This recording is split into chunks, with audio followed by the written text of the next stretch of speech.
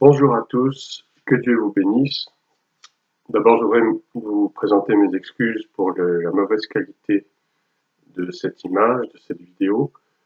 Malheureusement, ma caméra est tombée en panne et bon, il me faut un peu de temps pour la faire réparer. Donc, en attendant, je suis obligé d'utiliser la caméra intégrée de mon ordinateur portable qui n'est pas ce qui est loin d'être l'idéal.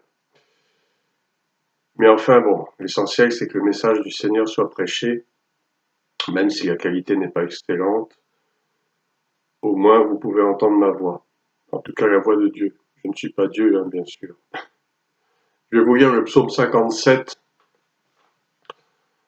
que le Seigneur met à mon cœur ce matin par rapport à tout ce qui se passe actuellement dans notre pays et tout ce qui va se passer, parce que ne nous faisons pas d'illusions, ce n'est que le commencement des douleurs et chaque chrétien disciple de Christ doit être maintenant au parfum, que les choses ne vont pas s'arranger comme ça, qu'effectivement le bras de Dieu est en train de tomber sur le pays, à cause de toutes les calamités, à cause de tout ce qui a été fait dans les décennies, les siècles passés, bien que personnellement nous ne soyons pas, j'allais dire, directement responsables, mais nous avons quand même une responsabilité en tant que chrétiens d'intercéder pour la nation, d'intercéder pour que le gouvernement cesse de voter des lois et j'allais dire de mettre un joug sur le peuple, parce que lorsque le joug est trop lourd, le peuple se révolte, ça il faut le savoir, c'est biblique. Et il nous faut surtout intercéder pour notre nation afin que il y ait vraiment un esprit de repentance dans notre nation, au niveau individuel et au niveau collectif. C'est dans ce but que je vais vous lire le psaume 57. Ô chef des chantres, ne détruis pas, hymne de David, lorsqu'il se réfugia dans la caverne poursuivi par Saül. Aie pitié de moi, ô Dieu, aie pitié de moi, car en toi mon âme cherche un refuge. Je cherche un refuge à l'ombre de tes ailes, jusqu'à ce que les calamités soient passées. Je crie au Dieu très haut, au Dieu qui agit en ma faveur. Il m'enverra du ciel le salut, tandis que mon persécuteur se répand en outrage. Dieu enverra sa bonté et sa fidélité. Mon âme est parmi des lions. Je suis couché au milieu de gens qui vomissent la flamme, au milieu d'hommes qui ont pour dents la lance et les flèches, et dont la langue est un glaive tranchant. Élève-toi sur les cieux, ô Dieu, que ta gloire soit sur toute la terre. Ils avaient tendu un filet sous mes pas. Mon âme se courbait. Ils avaient creusé une fosse devant moi. Mon cœur est affermi, ô Dieu, mon cœur est affermi. Je chanterai, je ferai retentir mes instruments. Réveille-toi, mon âme. Réveillez-vous, mon luth et ma harpe. Je réveillerai l'aurore. Je te louerai parmi les peuples, Seigneur, et je chanterai parmi les nations. Car ta bonté atteint jusqu'aux cieux et ta fidélité jusqu'aux nues. Élève-toi sur les cieux, ô Dieu, que ta gloire soit sur toute la terre.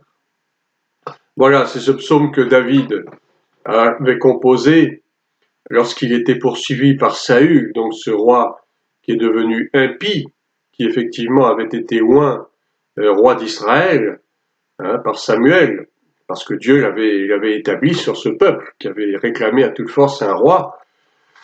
Et Dieu a accédé à leur demande en leur envoyant Saül. Mais Saül s'est très vite révélé comme étant un roi mauvais, un roi méchant, un roi impie, et sa méchanceté s'est accrue encore lorsque David a pris sa succession, lorsqu'après avoir été déchu de son pouvoir royal, Dieu, l'Éternel Dieu, a suscité David, donc fils d'Isaïe, qui a été oint comme roi sur Israël, et à cause de cela, la méchanceté de Saül et sa haine envers David s'est accrue.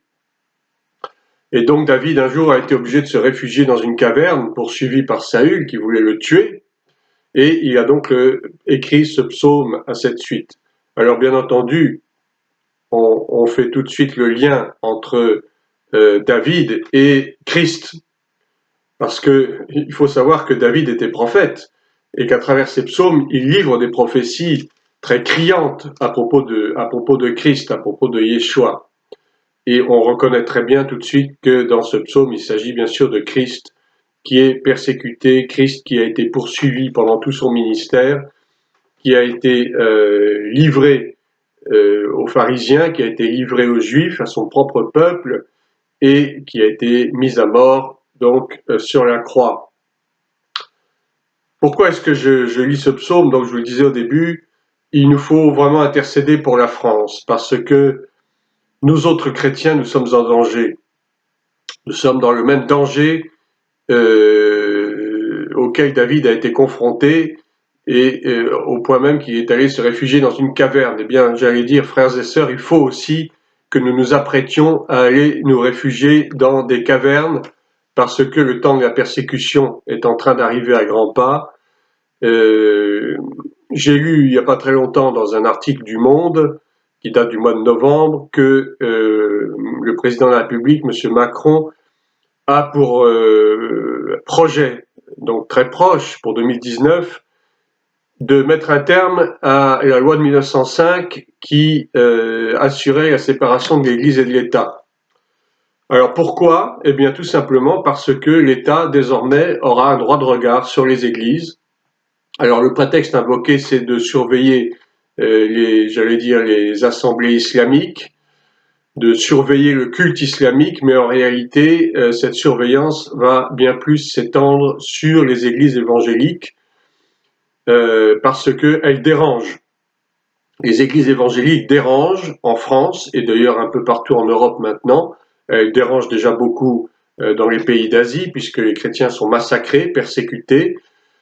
Mais ne nous faisons pas d'illusions, malheureusement, cette persécution va aussi arriver chez nous. Alors peut-être qu'elle ne va pas prendre ce même aspect aussi cruel, aussi sanguinaire dans un premier temps, mais elle va déjà survenir avec des moyens de rétorsion, avec des interdictions. Déjà des mairies, beaucoup de mairies refusent des salles à des églises qui cherchent désespérément des endroits pour s'assembler. Et du coup, énormément de chrétiens sont découragés devant cette situation et préfèrent finalement rester chez eux. Et les municipalités, donc les pouvoirs publics, sont devenus de plus en plus hostiles aux églises évangéliques, contrairement aux autres dénominations, j'allais dire catholiques évidemment en premier lieu, et protestantes, hein, en tout cas les églises protestantes traditionnelles, les luthériens, méthodistes, calvinistes, l'église réformée n'ont pas de ce souci à se faire parce qu'elles marchent dans le même sens que, j'allais dire, que le monde.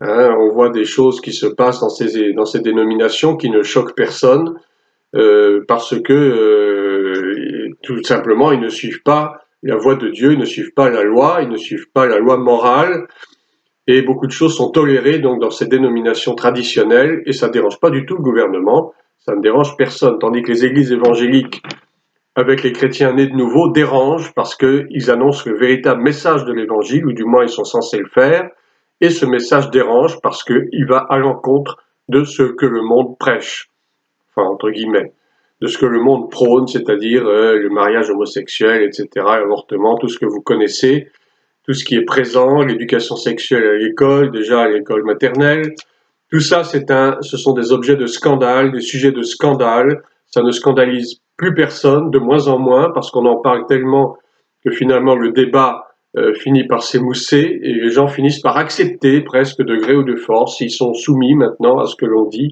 à la télévision, à la radio, dans les journaux. C'est devenu quelque chose qui passe facilement dans les mœurs, malheureusement.